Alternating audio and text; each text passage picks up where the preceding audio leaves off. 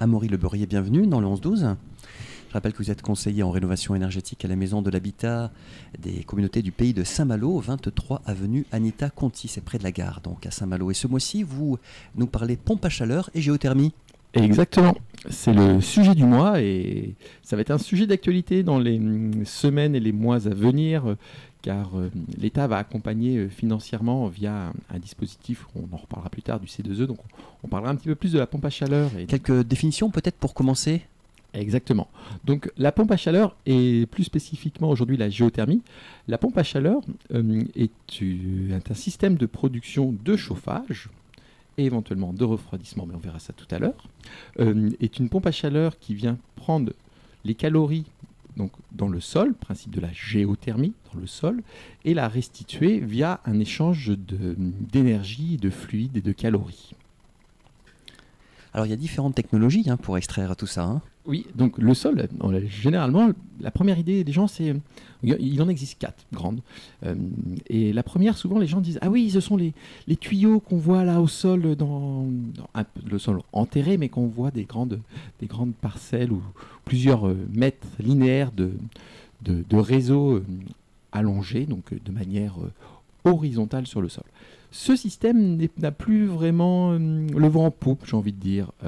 C'était un peu fragile et on a trouvé une meilleure solution, qui est donc les forages non plus horizontaux, mais les forages verticaux. Jusqu'à combien de mètres à peu près?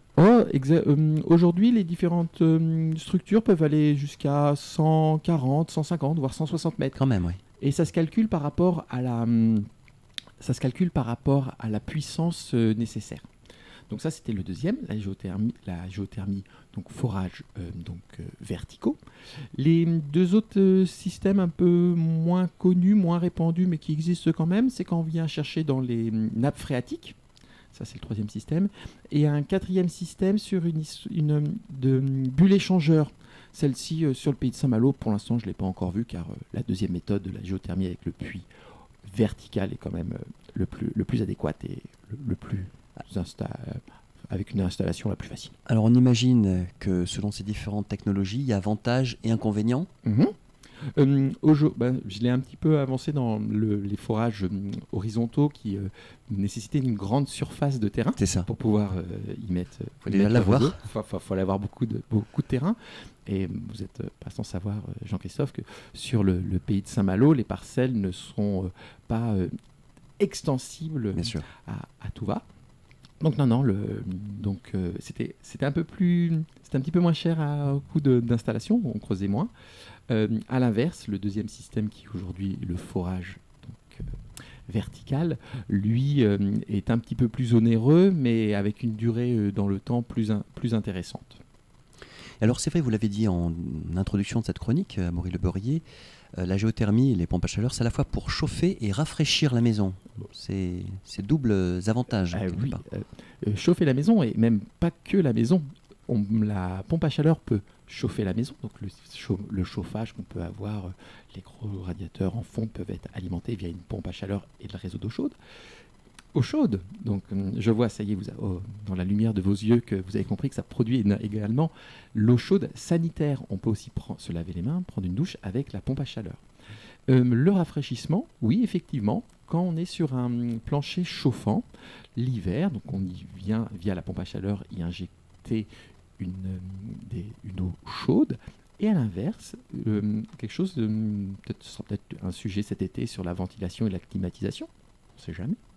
La pompe à chaleur a cette particularité de pouvoir rafraîchir un sol et donc apporter une certaine fraîcheur dans une maison. Donc oui, la pompe à chaleur a deux possibilités, production de chauffage et production de fraîcheur. Et alors, y a-t-il des aides? Parce que peut-être les auditrices et les auditeurs se disent c'est bien beau, mais combien ça coûte? Et est-ce qu'on peut bénéficier d'une aide financière? Combien ça coûte?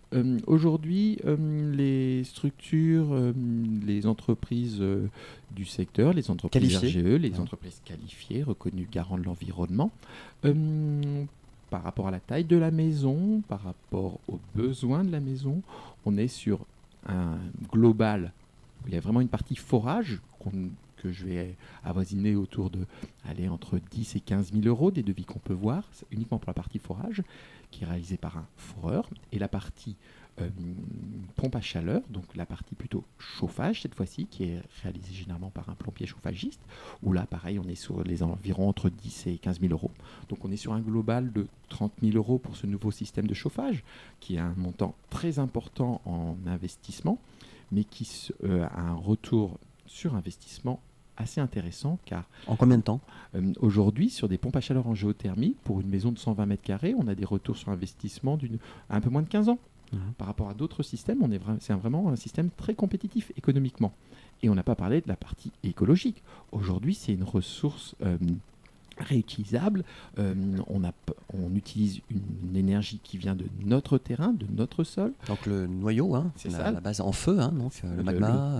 Le centre de la Terre qui est toujours très chaud. Et voici aujourd'hui très chaud. Vous allez me dire, mais tout à l'heure, vous m'avez parlé de climatisation. Très chaud, mais très chaud, le sol va être entre 17 et 18 degrés. Donc, en fonction des moments de la saison, ça peut être chaud. Mais là, ce matin, 17 degrés, c'est plutôt une température agréable. Et pour les aides, je n'ai pas oublié le début de votre question, et pour les aides aujourd'hui, il y en a. En fonction du nombre de personnes qui composent votre ménage, de vos revenus fiscaux de référence, les aides peuvent être de très importantes à assez importantes. Là, aujourd'hui, le seul moyen d'en avoir la certitude, c'est de venir nous rencontrer, à la maison de l'habitat, la communauté du pays de Saint-Malo, à la maison de l'habitat, au 23 avenue Anita Conti. Exactement. De prendre rendez-vous ? Oui, aujourd'hui, c'est mieux. Il faut nous appeler pour prendre rendez-vous. Simplement, et être entendu. Exactement. Alors la grande passerelle, justement, pas très loin de là où vous êtes, à Maury-le-Beurrier, à Saint-Malo, elle est chauffée avec ce système ? Oui, en partie. Aujourd'hui, la grande passerelle qui regroupe le quatrième lieu, le cinéma, la médiathèque, juste à côté de la maison de l'habitat, comme c'est bien fait. Et aujourd'hui, la grande passerelle a 24 sondes. 24 sondes. Donc géothermiques. 24 verticales, en l'occurrence. C'est ça. 196 mètres, ça va loin. Ça va loin, mais vu la taille du bâtiment. Et donc, ça lui permet d'être...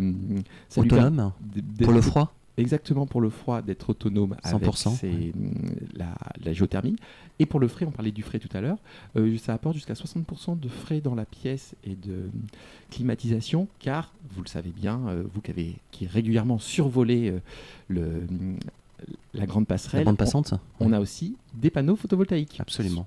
65% donc en chauffage. Oui, c'est ça. Et ça fait un gain de 60% de consommation d'énergie. Oui, aujourd'hui, quand on réfléchit à des bâtiments à usage collectif, oui, la géothermie est une solution, tout comme pour le particulier. Ça divise par 3 les émissions de CO2, ce qui n'est pas négligeable. Aujourd'hui, c'est une énergie renouvelable, c'est autre chose. On n'a pas de production d'énergie via différentes centrales ou autres systèmes qui peut être polluant. Merci beaucoup, Maury-le-Beurrier. Donc, je rappelle, vous êtes conseiller en rénovation énergétique à la maison de l'habitat des communautés du pays de Saint-Malo, 23 avenue Anita Conti, près de la gare.